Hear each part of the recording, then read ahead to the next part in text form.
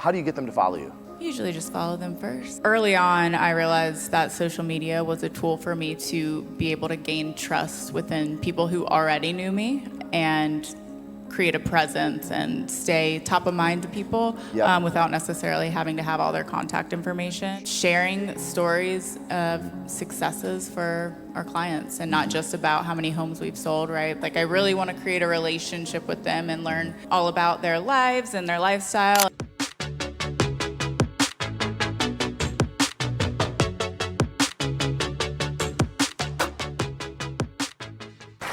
Kate, Raleigh, Durham, North Carolina, how long in the business? 10 years. All right, welcome. Thank you for being here. You've been involved in coaching with us since 2023. You've also been through systems of real estate, and your last year production was 94 units for $47 million in volume. 94 units, not bad. You can clap for that. That's big. Thank you. This year will be your best year ever also. Are you guys noticing a theme here? This year will be your best year ever. You're at 45 closed already, 25 million in volume. You're on pace for 110 units and 55 million in volume. So tell us why you think this is going to be your best year ever. Yeah, the past couple of years have been years of growth as far as building a team, and coaching has definitely really helped with that. So I feel like I maybe not took a step back because last year was my best year ever at that point. But I really focused on working on the business instead of only in it, and I've learned a lot. And one of those areas that I know that you've been focused on the last couple of years is social media. Yes. So we just did a whole segment on social media. I know you're on top of your game on social media, so you're probably thinking, yep, do that, yep, do that, yep, do that. Talk to us about how you use social media in conjunction with your business, especially your database.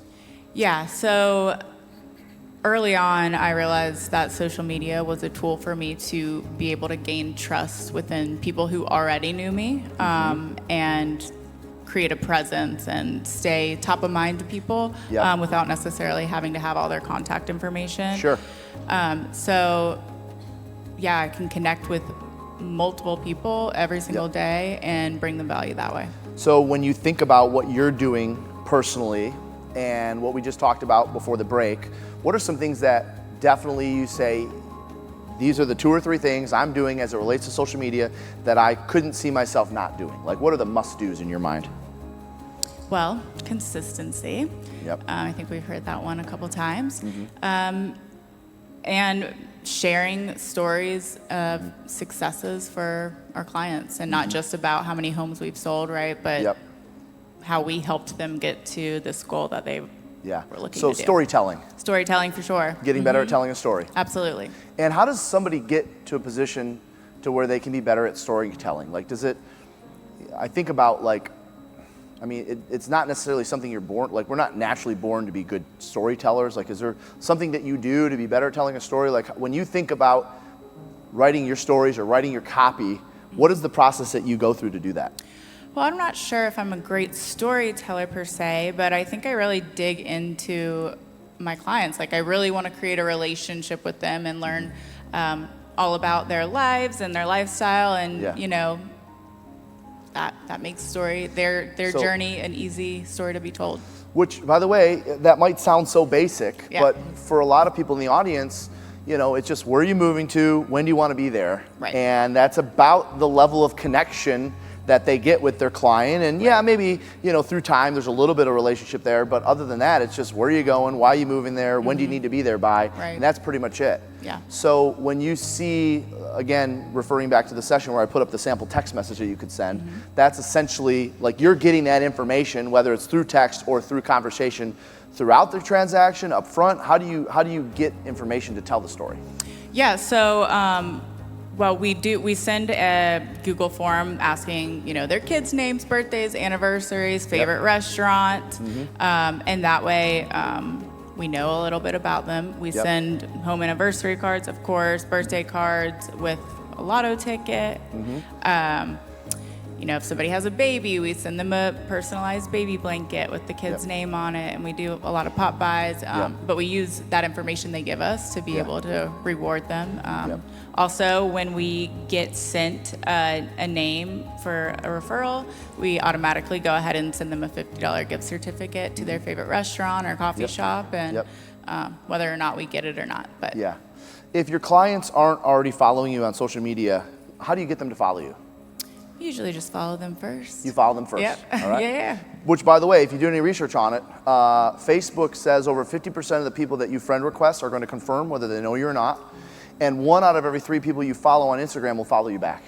So when you think about how to build a database, in the early years when we would stand up on stage in social media and just really try to get you to use social media as a tool, you may remember I would be talking about just follow the friends and family of your clients. Yeah, because for sure. that's how you can organically build that. The people who are commenting on their post, follow them, and now all of a sudden there's a likelihood that they're going to follow you back. Right, and then you can take it one step further and message them. I mean, I'll message people I know are friends of friends and just introduce myself and let them know if they ever have any questions. I'm here to help. So you use social media as a tool to prospect. Absolutely. Yep, I love that. Okay. I know you've done a really good job of creating a community within your database. Tell us about that. Yeah, so we do client events, like I said, pop buys, all of that. But something that I think we do that's a little bit different is we will do small events throughout the year, and we really try to hand select clients, or maybe not clients, but people that we think would get along with the other people. So we recently did a pasta making class, and we all learned how to make pasta from scratch. And everybody that was invited there was of a similar, lifestyle, age range, so they can really get to know each other and start a community, maybe outside of us. So you're almost doing like, instead of a blanket client event, like smaller pocket events. Exactly, that you think will match the interests of those types of people in your database. Yeah, definitely. And then they all start to connect. And then they connect, and then in turn, that gets our other events more turnout as well. So, that's and they hang out outside of our events, which is pretty cool. Yep.